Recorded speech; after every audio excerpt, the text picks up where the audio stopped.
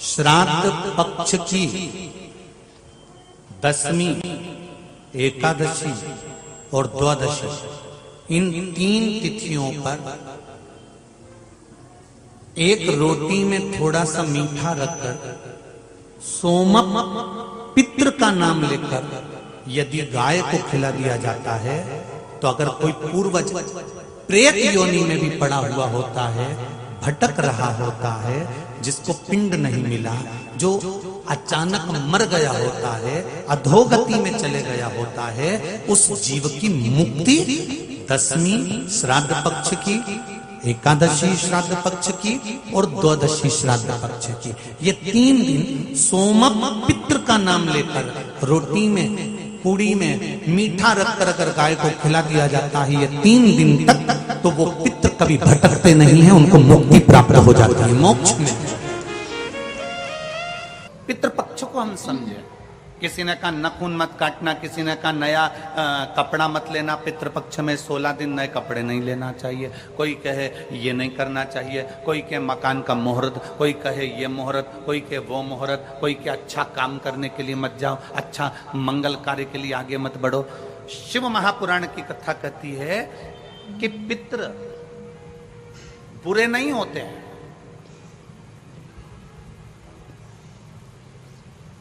पितृ बुरे नहीं होते हैं। आज लोगों के मन में बड़ा भय हो जाता है। व्हाट्सएप खोलो, फेसबुक खोलो तो ब्राह्मणों के लिए लोग कमेंट्स करना प्रारंभ कर देते हैं कि अब श्राद्ध पक्ष चालू हो गया, ब्राह्मण जीमने के लिए जाएंगे। कोई ब्राह्मण की तुलना कौवे से कर देता है, कोई कुछ कह देता है, कोई कुछ कह देता है। ना,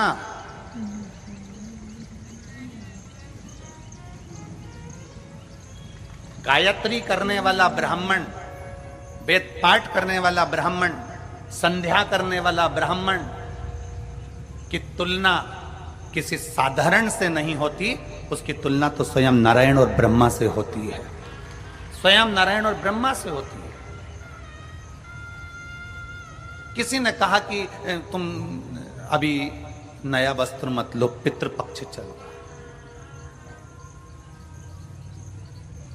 नया काम मत चालू करो, पितृपक्ष चल रहा है।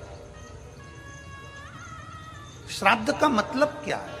श्राद्ध का मतलब है आपकी पूर्ण श्रद्धा, आपका पूर्ण विश्वास, आपका पूर्ण भरोसा, पूर्ण श्रद्धा, पूर्ण विश्वास, पूर्ण भरोसा।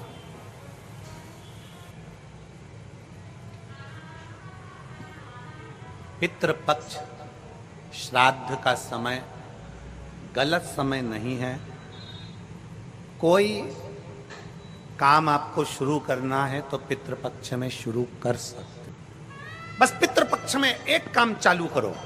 पितृपक्ष में बन सके गौ माता को रोटी दो, पितृपक्ष में बन सके गौ माता को जल दो, पितृपक्ष में बन सके तो भूखे को भोजन कराओ, प्यासे को पानी पिलाओ। पितृपक्ष में बन सके, तुम्हें किसी ने कह दिया, कोई विद्वान ने तुम्हें बता दिया कि तुम्हारे पितृ दोष है, तुम्हारे घर में काल सर्प दोष है, तुम्हारे घर में ऐसा दोष है, तो एक काम चालू करो, 16 दिन श्राद्ध के एक चावल का दाना देवाधिदेव महादेव के शिवलिंग पर समर्पित करो, दूसरा चावल का दाना अशोक सुंदरी की जगह पर समर्पित करो, और 1 लोटा जल पहले अशोक सुंदरी वाली जगह पर थोड़ा सा चढ़ाओ, उसके बाद शंकर भगवान को उस जल को अर्पित करो, अपना गोत्र बोलकर अपने पितरों का स्मरण कर कर आपका पितृदोष अपने आप शांत हो जाएगा, दोष मिट जाएगा,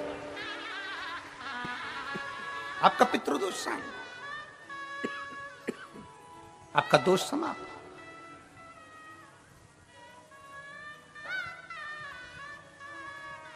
एक चावल का दाना शिवलिंग के ऊपर, एक चावल का दाना अशोक सुंदरी की जगह। और जल कहां चढ़ाना है? पहले जम के बोलो जरा, आवाज नहीं आई, जम के बोलो जरा, अशोक सुंदरी की जगह। और फिर जल कहां चढ़ाना है?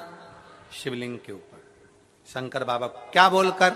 अपना गोत्र। जिसको गोत्र नहीं मालूम उसको एक चीज मालूम होना चाहिए, शंकर का नाम, श्री शिवाय नमस्तुभ्यम, ओम नमः शिवाय, नमः शिवाय, गौरी शंकर। शिव महापुराण की कथा कहती है दक्ष प्रजापति के पुत्रों को देवऋषि नारद ने भजन में लगा दिया। एक बेटी हुई जिसका नाम था स्वधा। क्या नाम है उसका? जम के बोलिए जरा, स्वधा। जितने लोग कथा सुन रहे हैं आस्था चैनल पर, पंडाल में, फेसबुक, यूट्यूब पर, तर्पण शिव महापुराण में इस नाम का उच्चारण 5 बार आप लोगों को करना है। ये स्वधा दक्ष प्रजापति की बेटी है और पितरों की धर्म पत्नी है। इस पितरों की धर्म पत्नी स्वधा का नाम लेने से अगर हमने कंडा, गोबरी, गाय का जो गोबर होता है कंडा, उसको जलाकर अगर धूप नहीं दी हो या किसी ब्राह्मण को भोजन आदि नहीं कराया हो या तिलांजलि तर्पण नहीं करा हो, पिंड नहीं दिया हो या श्राद्ध पक्ष में किसी को कोई दान ना करा हो तो उसका दोष ना लगे, उसके लिए तर्पण शिव महापुराण में पितरों की धर्म पत्नी स्वधा का नाम का स्मरण आप और हमको साथ में करना। सभी लोग एक साथ में बोलेंगे, स्वधा स्वधा स्वधा स्वधा स्वधा। बस ये 5 बार जो उच्चारण आपने पितरों की धर्मपत्नी स्वधा का करा है,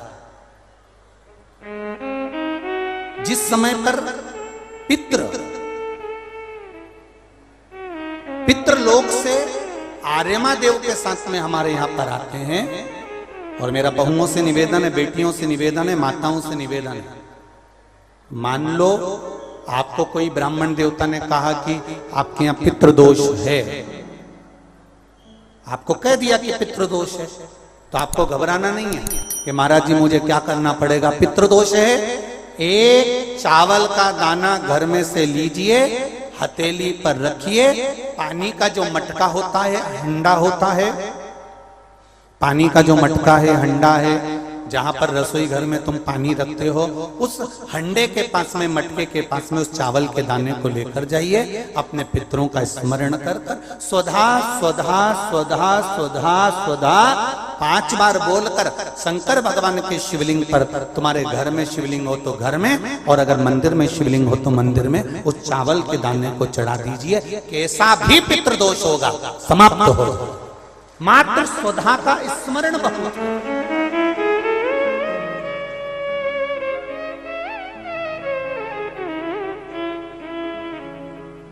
हम तो उनसे भी कहेंगे जिनका बार बार एक्सीडेंट होता हो,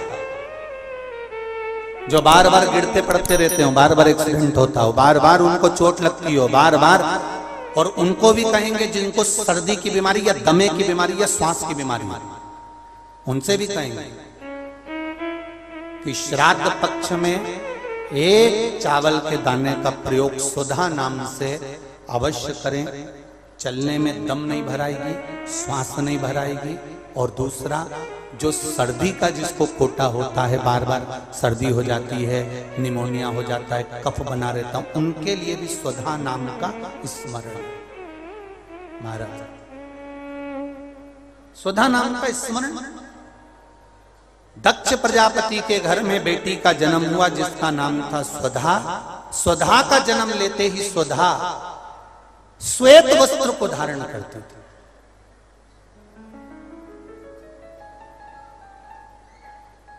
कोई वस्त्र अगर स्वधा पहन रही है तो श्वेत वस्त्र धारण कर रही है। एक दिन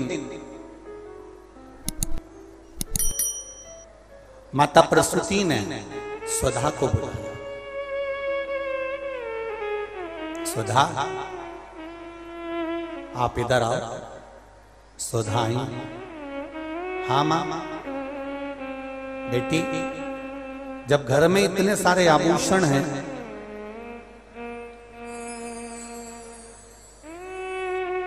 और घर में इतने सारे आभूषण जब रखे हुए हैं, तो तुम उन आभूषणों को धारण क्यों नहीं करते?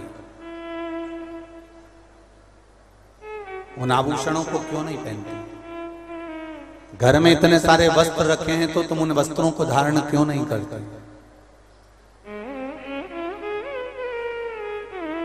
स्वधा कहती हैं मां। संसार सागर में जब किसी के प्राण छूट जाते हैं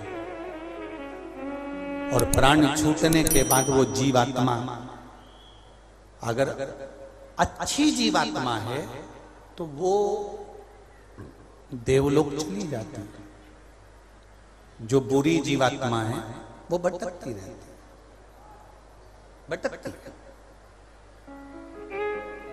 मां उन जीवात्माओं के कल्याण के लिए मैं श्वेत वस्त्र धारण करता हूं।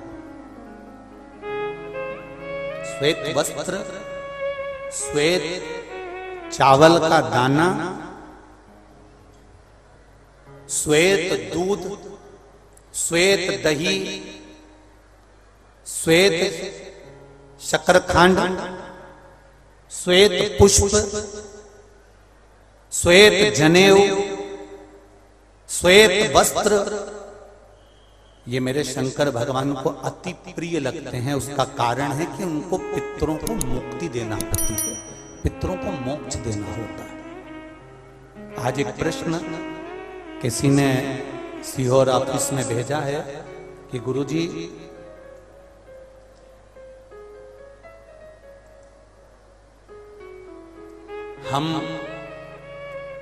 हमको श्राद्ध पक्ष में हम जो ब्राह्मण को भोजन कराते हैं या हम किसी को भोजन कराते हैं तो वो हमारी जीवात्मा को क्या वो मिलता है?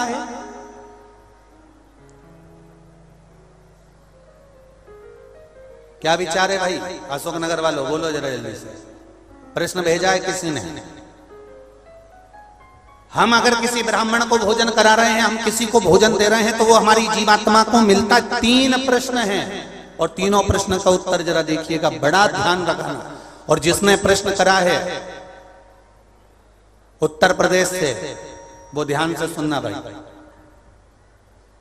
हमने ब्राह्मण को भोजन कराया, हमने संत को भोजन कराया, हमने गुरु जी को भोजन कराया, तो वो मिलेगा। पहले तो ये अंदाजा करिए कि आप भोजन दादा ससुर के नाम से करा रहे हो तो दादा ससुर का नाम लेना पड़ेगा। बोलो सही है कि गलत है? गोत्र बोलना पड़ेगा। उसका कारण क्या होता है कि हमने पत्र लिखा और ये पत्र लिखकर हमने इसको मोड़कर हमने वो डाकघर के डब्बे में डाल दिया। हमने नाम लिखा, पता लिखा, पिन नंबर लिखा, एड्रेस पूरा लिखा, मोबाइल नंबर पूरा लिखा और हमने डब्बे में डाल दिया। अब पूरे अशोक नगर में चौराहे चौराहे पर ढेर सारे डाकघर के डब्बे लगे। इन सब डब्बों में से चिट्ठी इकट्ठी होती है, एक जगह पर आती है, बड़े डाकघर में पहुंचती है, बड़े डाकघर में से छटकर फिर एड्रेस पढ़ा जाता है। एड्रेस में तुम्हारा नाम पढ़ने का बाद में पहले ये पढ़ेंगे कि पिन नंबर क्या है, फिर पढ़ेंगे कि शहर का नाम क्या है। उसमें लिखा होगा गुना और गुना का पिन नंबर डाला होगा तो चिट्ठी को छाट छाट कर अलग रखते जाएंगे। अब गुना में ये चिट्ठी बड़े डाकघर में जाएगी, बड़े डाकघर में चिट्ठी पहुंची गुना के। अब वहां पर बैठकर छाटा गया कि बजरंग कॉलोनी के पास कौन रहता है, तो एलआईजी के पास कौन रहता है, तो चारभुजा नाथ जी के पास कौन रहता है, तो राजेश्वर मंदिर के पास कौन सा रहता है, कौन से वार्ड में रहता है, उसको छाट कर अलग रखा जाएगा। फिर वहां के डाकघर वाले व्यक्ति को, उस डाकिया को वो दिया जाएगा और उससे कहा जाएगा कि ये चिट्ठी पहुंचा दो। अब जरा प्रोसेस देखिए, डाली थी अशोकनगर में, इतने सारे डब्बों में इकट्ठी होकर एक डब्बे की चिट्ठी एक जगह पर इकट्ठी हुई बड़ी डाकघर में। वहां से इकट्ठी होकर फिर दूसरे डाकघर में गई, वहां से फिर धीरे धीरे डिवाइड होती चली गई। उसी तरह तुम्हारी लिखी हुई डाकघर की चिट्ठी जब वहां तक मुंबई पूना तक जा रही है और सही जगह नाम और एड्रेस है तो सही जगह पहुंच रही है। उसी तरह अगर श्राद्ध पक्ष में तुमने ब्राह्मण को भोजन कराया है, नाम और गोत्र लेकर कराया है, तो वो उस तक पहुंचता ही है, ये निश्चित है, उस तक पहुंचे। फिर दूसरा प्रश्न किया उसने, गुरुजी से पूछ के बताना कि गुरुजी तो कथा में कहते हैं कि मनुष्य की योनि छूटने के बाद फिर कौन सी योनि मिलती है किसको मालूम। ये गुरुजी ने कथा में कहा। तो हम भी नहीं कह रहे झूठ कि हमने कथा में नहीं किया, हमने कहा।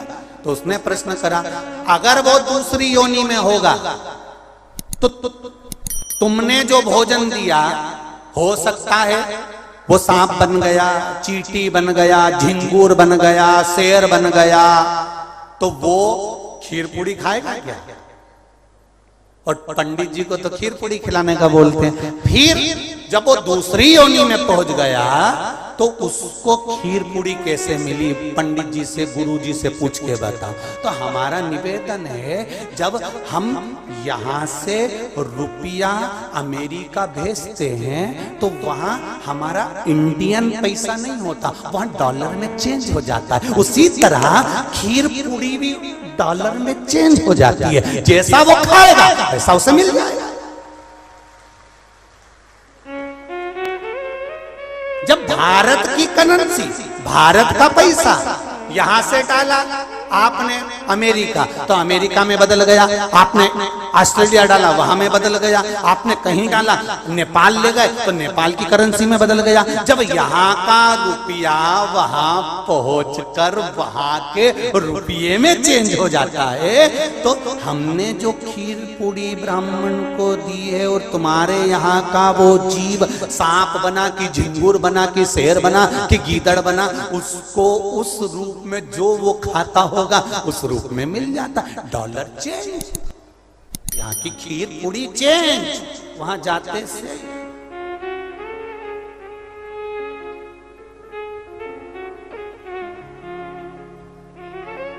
फिर तीसरा प्रश्न लिखा, अगर हमारे घर के पूर्वज शिव महापुराण की कथा सुन सुन के तर गए तो फिर हम श्राद्ध काय को करें? उनको तो मिलेगा ही नहीं, वो तो वैकुंठ पहुंच गए, फिर उनको श्राद्ध में भोजन कराने से मतलब क्या? तो हमारा इतना सा कहना है, यूपी वालों जो तुमने प्रश्न करा बहुत जोरदार करा रे, तो एक उत्तर और अच्छे से सुन लो कि मान लो तुमने अगर श्राद्ध में भोजन कराया और तुम कह रहे हो उनका तो मोक्ष हो गया शिव पुराण सुनकर, फिर श्राद्ध करने से कौन सा फायदा? तो तुम भोजन कराओ, ये भोजन का फल वहां जाएगा। जैसे तुमने कोई सामान या रुपया मुंबई भेजा तुम्हारे रिश्तेदार किया, और मुंबई में रिश्तेदार का मालूम पड़ा कि उनने घर छोड़ दिया या वो कहीं चले गए या वो कहीं समाप्त हो गए, तो वो रुपया, वो सामान तुम्हारा वापिस तुम्हारे पास आ जाएगा। तो तुमने जो पुण्य करा है अगर उसने नहीं लिया तो वो पुण्य तुम्हारे खाते में वापिस आ जाएगा। इसलिए कि मां